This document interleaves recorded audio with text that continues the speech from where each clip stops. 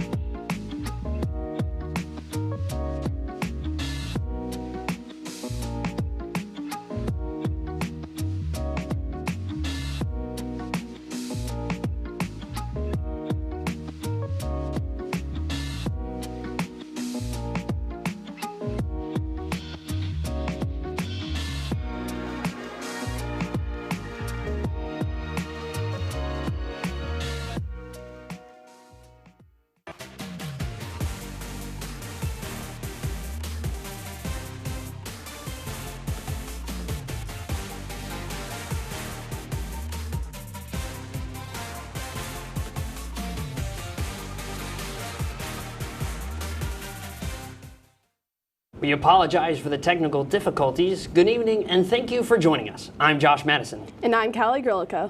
This Friday, SUNY Oswego is holding their annual Mental Health and Wellness Fair, as well as the signing of the Okanagan Charter. From 11 a.m. to 2 p.m., the Health and Wellness Fair will take place outside of Murano Campus Center and Penfield Library. It is open to all Oswego students, staff, and faculty. A wide variety of interactive activities, information, and services will be held, as well as a chance to enter raffles to win prizes. In relation to the fair, SUNY Oswego will hold a signing of the Okanagan Charter. Signing the charter will mean the prioritization of well-being. The signing will take place inside Hewitt Hall by SUNY Oswego's president, Peter O. Wusso. SUNY Oswego will become the third SUNY school to sign the charter. This weekend, SUNY Oswego is celebrating 164 years of higher learning during its 5th annual Founders Weekend. The university's founder's birthday and the celebration of the 164th anniversary of the founding of SUNY Oswego. Make sure to catch a presentation on Friday in Murano Campus Center, a networking reception and meeting, Sci-Fi Gamma's 100th anniversary celebration, and an alumni event held at Rosamondo Gifford Zoo in Syracuse. SUNY Oswego opens its new art season with an exhibit that is sparking conversation across campus. A thought-provoking display at the Tyler Hall Art Gallery is challenging viewers to think differently. Now we go to Sam Brewer with more. Thanks, guys. Good evening. The Tyler Hall Art Gallery has opened for its fall season at Oswego with an exhibit titled Rhino World Order. The show, on view from September 2nd through October 8th, features large-scale ceramic and plaster sculptures by Buffalo artist Richard Tomasello. Tomasello's work draws inspiration from Eugene Ionesco's play The Rhinoceros, written in 1959, using the imagery of rhinoceros to explore themes of conformity, systematic violence, toxic masculinity, mob mentality, and resistance.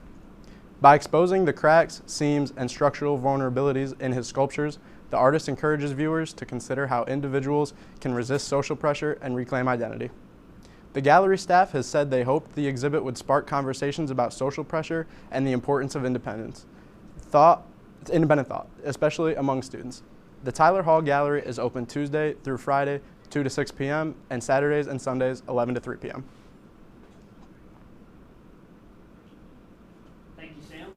SUNY Chancellor John King Jr. began SUNY's Strive and Sustainability Research Task Force as part of New York Climate Week. Strive is focused on supporting efforts to accelerate both SUNY's and New York State's leadership in research, innovation, associated workforce, and economic development. SUNY Chancellor King said new technologies and innovation are critical for growing the economy and will also help with climate change. The task force advances the educational and research aspects of SUNY's Climate and Sustainability Action Plan. Callie, how are you feeling about all the rain? Personally, I like the rain, so I'm looking forward to it. Me too.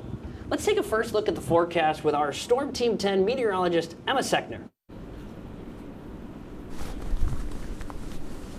Hi guys, I'm Emma Sechner, your Storm Team 10 meteorologist for tonight. Some headlines you can expect for this week is a very humid week is on its way. But luckily we don't have a drought anymore. You could expect some rain coming and a sunny weekend up ahead. And big question, when will it really feel like fall? Back to the desk. Thank you, Emma. The Imagination Library of Oswego County is giving children the gift of literacy. Alongside their partner, Oswego Health, they have helped over 500 children register for books since 2023. The Imagination Library coordinator, Andrew Usibo, said that their partnership with Oswego Health has helped reach families and their children, equipping them with tools to build and grow their young minds. The partnership has averaged 23 children per month to register and hopes to continue promoting positive and healthy habits. 2 students face hate crime at Syracuse University for tossing a bag of pork into a Jewish fraternity house during a Rosh Hashanah celebration. Alan Groves, Chief Student Experience Officer, said the 2 men have been referred to the university's Office of Community Standards for potential disciplinary action under school student code conduct. Groves says this will not be tolerated at Syracuse University. A state trooper is charged with driving with intoxicated in the town of Cortland. The state trooper, identifies as Jennifer Alvarez, struck multiple vehicles and fled the scene, traveling the wrong way before stopping at a local residence. She was arrested for driving while intoxicated and taken for processing, but was not charged with leaving the scene of an accident. No injuries or fatalities were reported.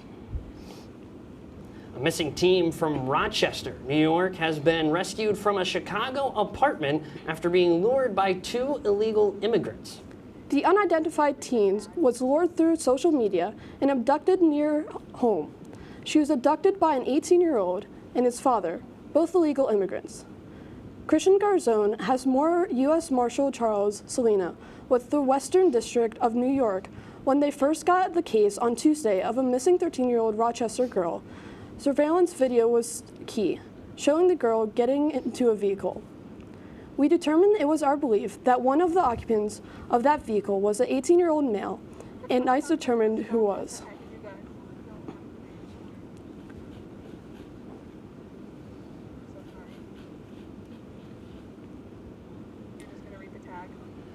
Officials worked tirelessly with the National Center for Missing and Exploited Children to locate the missing teen.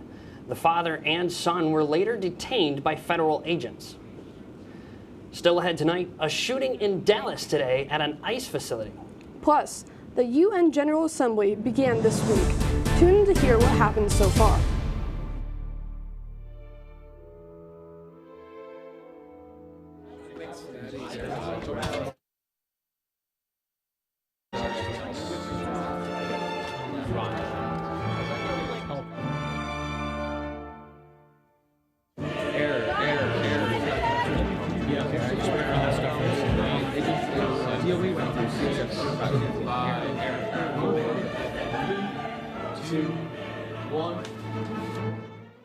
If only we had someone who could tell us what we should and shouldn't watch.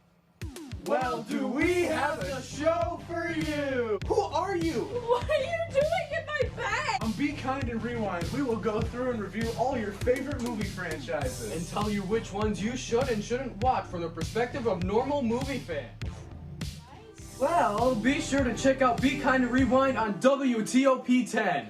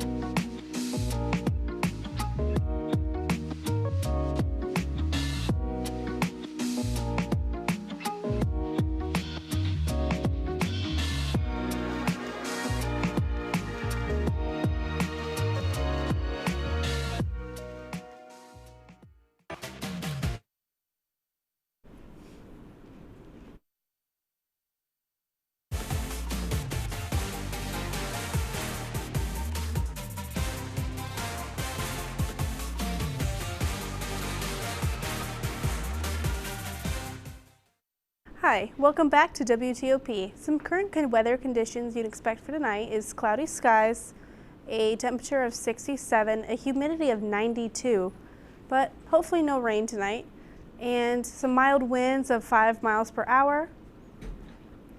Some regional temps. You'd expect it to be 67, like I said, in Oswego, 65 in Syracuse, 63 in Utica, mostly like mid-60s for most of central New York. And then some predicted temperatures for this week. Thursday, 8 o'clock, people are going to work. You'd expect to be 68, 70, 66 for central New York. And then as we're going into like 6 o'clock, it'll be 62 in Fulton, 68 in Syracuse, and 67 in Utica. And then into Friday, 8 in the morning, it's going to be 66 in Fulton, 65 in Syracuse, and 64 in Utica. And then as we go later into the night, it'll just warm up a little bit. 61 in Fulton, 66 in Syracuse, and 65 in Utica. And then you can plan your day for tomorrow. Expecting some rain, thunderstorms. At 10 a.m. it'll be 65 and cloudy, but then as we get into noon, it'll be 67. You'd expect a high chance for some thunderstorms. 2 o'clock will be 69 degrees, and so will 4 o'clock with a chance of thunderstorms, definitely rain. And then predicted rainfall for this week. As you can see, most of the rain is more on Thursday, but as you get closer to Utica, as you can see, the rain is much higher than it is in Oswego. Thursday, like I said, thunderstorms. The high will be 71, the low will be 55. Friday is going to be 73, chance of showers. The low will be 48. Saturday, Sunday, you'd expect mostly cloudy. High of 76, low of 51, and then Sunday the high will be 78 and the low will be 52. And then as we get later into next week, Monday will be 74 and the low will be 54, and then Tuesday is going to be sunny and beautiful with the high being 72, the low being 48, and Wednesday is going to be 63. And that's all. Back to the desk. Thank you, Emma. The Department of Environmental Conservation has issued 12 drought warnings, and the majority of the state is under a drought watch. Parts of the North County and Catskill saw an inch of rain this week. However, that is not enough to get the counties out of a drought. While more rain is expected this Thursday, the driest spell is expected to continue into the month of October. Currently, Oswego is still under a drought watch. New York wants to pass a law rejecting anonymous reports of child abuse in a move to cut false tips. Public defenders and experts on a state review panel for Child Protective Services endorses this move to fix a system overrun by malicious complaints. Yet opponents of the law say it will do more harm than good when it comes to stopping child abuse. As the United Nations General Assembly continues, countries' representatives give their remarks. President Trump speaking at the Assembly after 9 countries recognized Palestine's statehood. Amy Kiley has more on this story. With the Western District of New York says when they first got the case on Tuesday of a missing 13-year-old Rochester girl, surveillance video was key, showing the girl getting into a vehicle. We determined, it was our belief, that one of the occupants of that vehicle was an 18-year-old male, and ICE determined who he was. Authorities say that young man in the SUV was identified as being in the U.S. illegally and driving here from Chicago. The marshals here began working with federal officials in the Windy City. Dropped everything they were doing. They made it a priority. They came up with a couple of good locations that they were focusing on and narrowed it down to a specific location Saturday morning. The 18-year-old was taken into custody along with his 49-year-old father, who Selena says was also here illegally, also inside the apartment. There was actually another minor girl in the apartment as well. A 15-year-old. Both suspects are now in ICE custody in Chicago. Selena warning parents the suspects made the connection to the girl in Rochester through social media. Parents just got to get into their kids' business, know who your child is communicating with, know the passwords to their cell phones, tablets. Selena says this is the 11th missing child from the Rochester area they have helped law enforcement safely recover in recent months. Keeping our children safe is just so hugely important to the U.S. Marshals Service and to all of law enforcement. In Dallas, a shooter opened fire into an immigration and customs enforcement facility. Authorities say the shooter killed one of the detainees and wounded 2 others in a transport van. So far, the authorities have not reported a motive, but one of the rounds of ammunition had the words anti-ICE written on it. President Trump responding to the shootings by calling Democrats to stop anti-ICE rhetoric.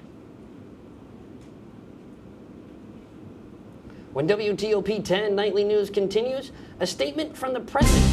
Hear what doctors aren't defending when it comes to pregnancy medication. Plus, an automaker recall. Hear about what's up with the trucks when we come back. If you like action, romance, if you're watching this, and highbrow humor, surfaces this. Floor. Minch did not legitimately put his head in the toilet. There's only one place to turn. No! Tune in to new episodes of Oh boy! only on WTOP.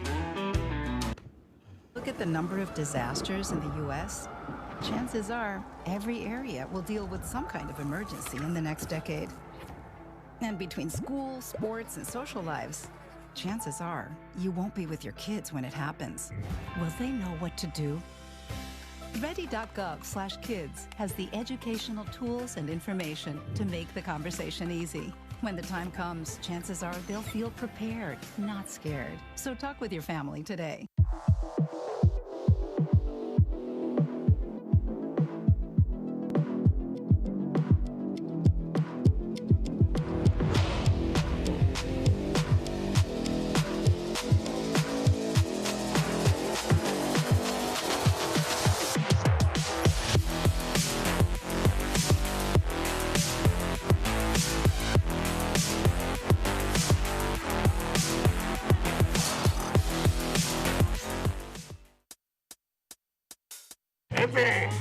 I had to eat a raw egg on Chris's dormitory floor.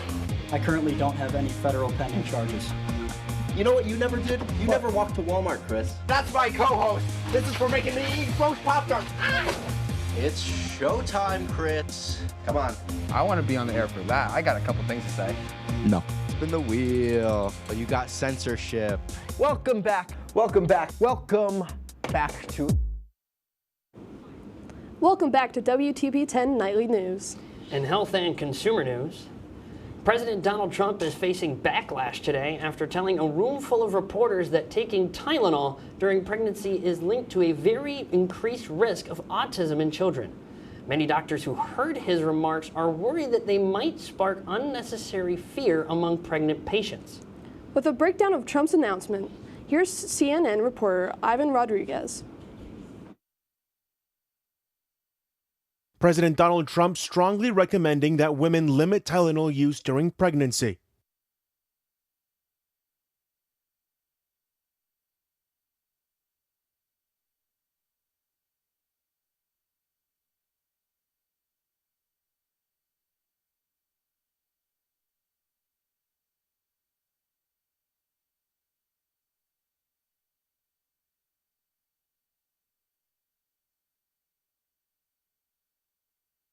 Trump announced Monday that the U.S. Food and Drug Administration will be notifying physicians that the use of acetaminophen during pregnancy, quote, can be associated with a very increased risk of autism.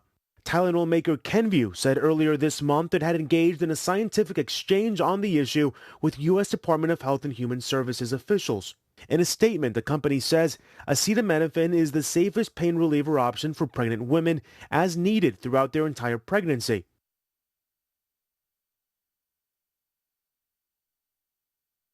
According to a U.S. Centers for Disease Control and Prevention report published in April, the incidence of autism is on the rise, which one expert says is primarily due to a broadening of the definition and push for better screening in children. About 1 in every 31 children was diagnosed with autism by age 8 in 2022, up from 1 in 36 in 2020. In Atlanta, I'm Ivan Rodriguez. Following Trump's remarks, many are left wondering what painkillers are safe to take during pregnancy.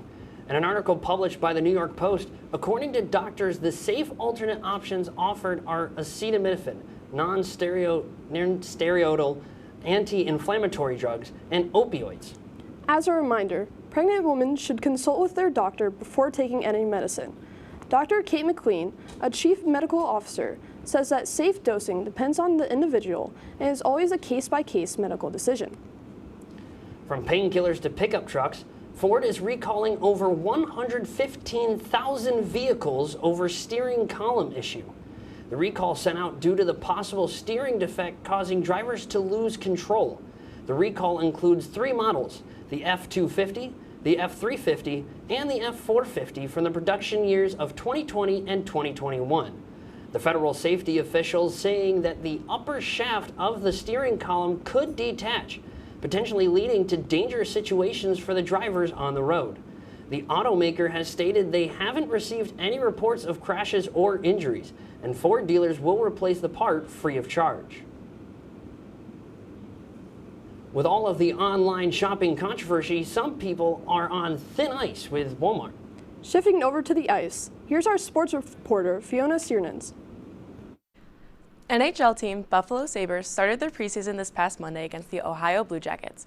So far, they are successful beating the Blue Jackets 4-0 on Monday and 2-1 on Tuesday. Last season, the Sabres failed to make it to the NHL playoffs yet again, extending their record for the longest playoff drought.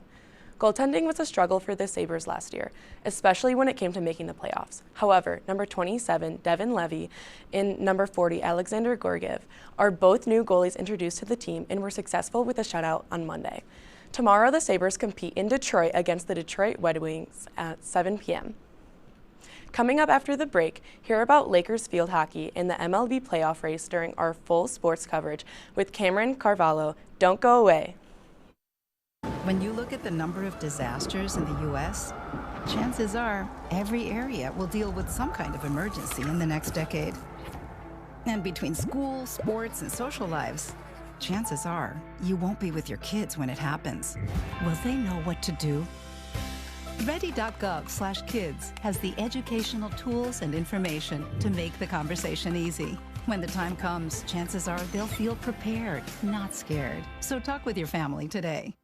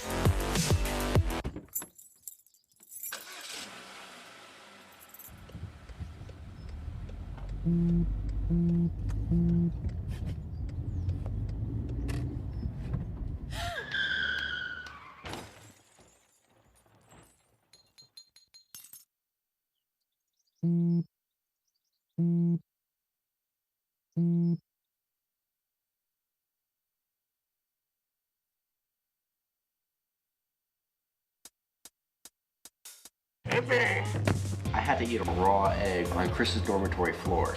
I currently don't have any federal pending charges. You know what you never did? You never walked to Walmart, Chris. That's my co-host. This is for making me eat roast Pop-Tarts. It's showtime, Chris. Come on. I want to be on the air for that. I got a couple things to say. No. Spin the wheel. But you got censorship. Welcome back. Welcome back. Welcome back to...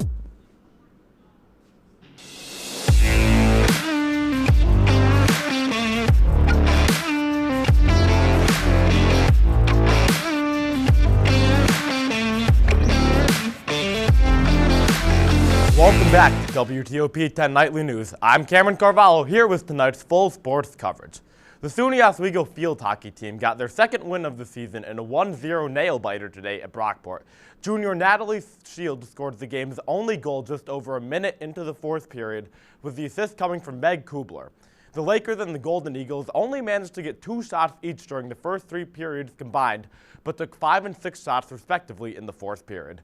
The Lakers moved to 2-6 on the year. They play this Saturday at home at 2 p.m. versus New Paltz. The SUNY Oswego men's and women's soccer team will both be taking on the SUNY Oneonta Red Dragons this Saturday at 11 a.m. and 1 p.m. respectively. The men's game will be at home and an opportunity for the 3-3 Lakers to beat the Red Dragons in regulation for the first time since 1965. The women's game will be on the road, and the 3-1 Lakers will be looking to beat the Red Dragons for just the second time since 1966. Tomorrow is the start of the Week 4 of the NFL season, with the Seattle Seahawks taking on the Arizona Cardinals. Arizona will have to find its running game back after losing Pro Bowl running back James Conner for the year. The team has looked rather lackluster after 2 close wins versus bad teams and last week's last-second close loss to Mac Jones in San Francisco. Seattle, on the other hand, is looking much more inspired and regains 2 Pro Bowlers in their secondary, with Devin Witherspoon and Julian Love coming back to action. Arizona is favored by 1.5 and the over-under is set at 43.5. Switching to baseball, the MLB playoff race is coming down to the wire, with just 5 games left in the regular season. 8 teams have secured a spot in the playoffs, including the Phillies and Brewers, who have clinched their division. The Yankees, Padres, and Astros are trying to make up 1, 2, and 4 games on their division leaders respectively, while the Guardians and Tigers are currently tied in the AL Central. 10 teams are competing for the final 6 spots, and the intensity will certainly continue to increase during this final week of action.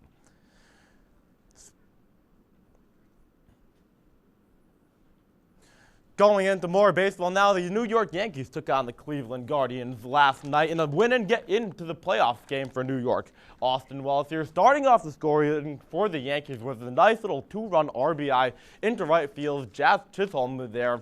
Going into home plate, Yankees take a lead 1-0 against the second worst team in baseball. There wouldn't be much action here until a crazy play as Ben Rice takes a nice hit to right field, but look at this, it's an amazing throw to second base by the right fielder Dominic Fletcher, an absolute laser, forcing the out at second and saving the White Sox the base runner.